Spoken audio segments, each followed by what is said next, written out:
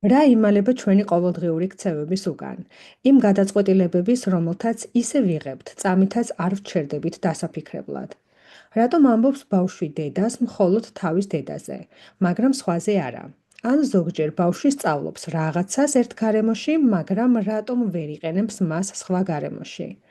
არსებობს წესები, რომლებიც ჩვენ ქცევებს წარმართავს. ვნახოთ, როგორ აკონტროლებს ჩვენი გონება ჩვენსავე ქცევას. პირველი ნაწილი, რაზეც ვისაუბრებთ, არის დისკრიმინაცია. ანუ როგორ ვიგებთ თუ როდის და სად ვიმოქმედოთ სწორად.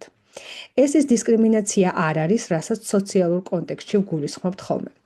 ქცევის ანალიზში ეს ტერმინი ნიშნავს უნარს ამოიცნო კონკრეტული სიგნალები და შესაბამისად იმოქმედო.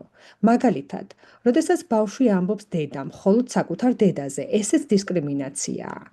ან ბავშვს თუ ვასწავლით, რომ წითელი ბურთის დანახვისას თქვას წითელი, ხოლო ლურჯი ბურთის დანახვისას წითელი არ თქვას და თქვას ლურჯი.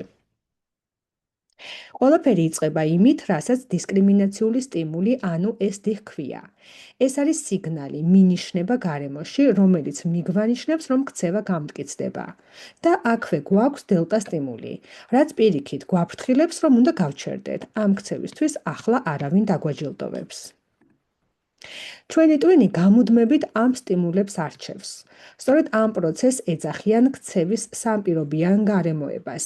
წინაპირობა, ქცევა, შედეგი, სადაც დისკრიმინაციული სტიმული წინაპირობაშია. განვიხილოთ მარტივი მაგალითი. ხედავთ კარგად დამწიფებულ წითელ მარწყვს, რაც დისკრიმინაციული სტიმულია. თქვენ კრებთ და მიირთმევთ. შედეგი კი ტკბილი გემოა, რაც მოგწონთ. რა თქმა უნდა, ამ ქცევას მომავალში გაიმეორებთ.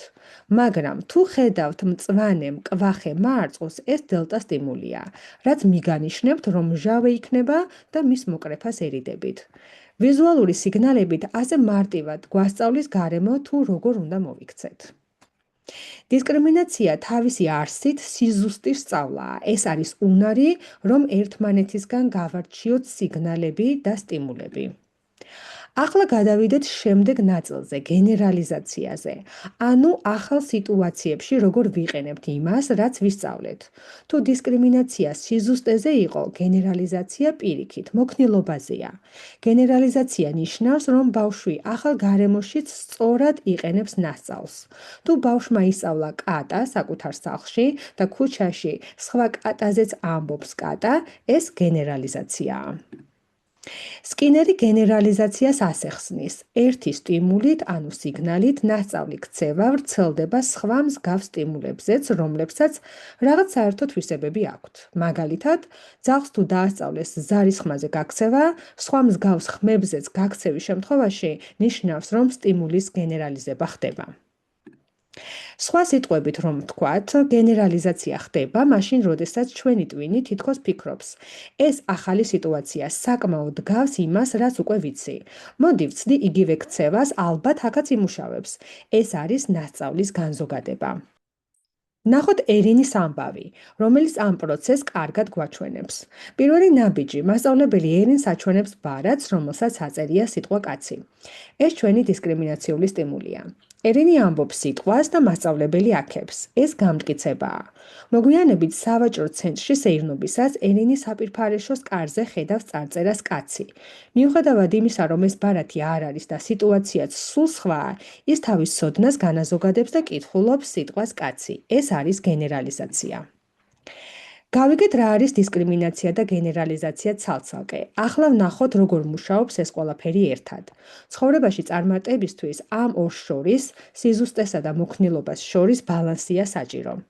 კიდევ ერთხელ შევადაროთ. დისკრიმინაცია გვეუბნება, როდის მიმოქმედოთ. ის ფოკუსირებულია განსხვავებებზე, რა არის ეს და რა სხვა. და მიგვიყვანს ზუსტ კონკრეტულ ქცევამდე. მეორეს მხრივ გენერალიზაცია გვეხმარება ნასწავლი ცოდნა ახალ სიტუაციებში გამოვიყენოთ. სწავლისთვის ორივე აუცილებელია. ეს ბალანსი ძალიან მნიშვნელოვანია. წარმოიდგინეთ, რა მოხდება მხოლოდ დისკრიმინაციის უნარი რომ გქონდეს. ჩვენ ვერ შევძლებდით ახალ სიტუაციებში ადაპტირებას. ყოველ ახალ გარემოში თავიდან მოგვიწევდა სწავლა და პირიქით, თუ ზედმეტად განვაზოგადებთ, მაშინ დავუშვებდით უამრავ შეცდომას. მაგალითად, პატარა ბავშვი, რომელიც ყველა წვერიან კაცს მამას ეძახის, ზუსტად ამას აკეთებს, ზედმეტ გენერალიზაციას. და მაინც რატომ არის ეს ასეთი მნიშვნელოვანი? სწორედ იმიტომ, რომ ეს ორი პრინციპი დგას ყველაფრის იმის უკან, რასაც ვსწავლობთ და ვაკეთებთ. იქნება ეს კითხვა, მათემატიკა, სოციალური ეტიკეტი თუ უბრალოდ წესების დაცვა. მაგალითად, ნებისმიერ წითელ შუქნის შანზე უნდა გაჩერდე და არა მხოლოდ იმ ერთზე, რომელზეც გასწავლეს. ამ მექანიზმების გაგებით შეგვიძლია უკეთ ვასწავლოთ სხვებს ან თუნდაც შევცვალოთ საკუთარი ჩვევები. არ დაგავიწყდეთ არხის გამოწერა და ვიდეოების დალაიქება. შეგიძლიათ კომენტარებში დაწეროთ, რომელ თემაზე ისურვებდით ვიდეო მიმოხილვას.